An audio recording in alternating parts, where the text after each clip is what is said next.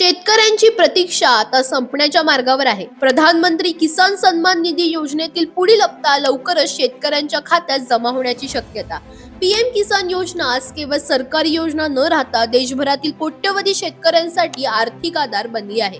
या योजनेअंतर्गत आतापर्यंत 21 हप्ते थेट लाभार्थ्यांच्या खात्यात जमा झाले असून आता सर्वांचे लक्ष 22व्या हप्त्याकडे लागले आहे. सरकारी नियमानुसार पीएम किसान योजनेचा लाभ वर्षातून 3 वेळा दिला जातो. एप्रिल ते जुलै, ऑगस्ट ते नोव्हेंबर आणि डिसेंबर ते मार्च या कालावधीत प्रत्येकी 2000 रुपये शेतकऱ्यांच्या खात्यात जमा केले जातात. मागील हप्ता नोव्हेंबर 2025 मध्ये देण्यात आला होता. त्यामुळे पुढील म्हणजेच 22वा हप्ता डिसेंबर 2025 ते मार्च 2026 या कालावधीत मिळणे अपेक्षित आहे. सध्याच्या वेळापत्रकानुसार हा हप्ता मार्च 2026 किंवा एप्रिलच्या सुरुवातीला जमा होण्याची शक्यता वर्तवली जात आहे. यासोबतच शेतकऱ्यांसाठी आणखी एक महत्त्वाची घडामोड घडू शकते.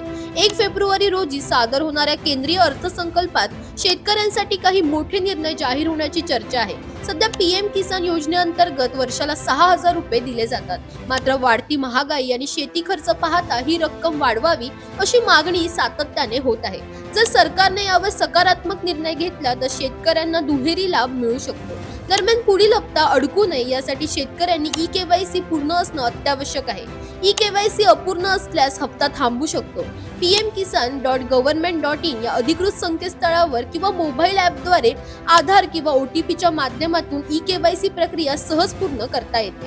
तुम्हाला वाटतं का पीएम किसान योजनेची रक्कम वाढायला हवी? कमेंटमध्ये तुमचं मत नक्की सांगा आणि इंडिया लीडरला फॉलो करायला विसरू नका.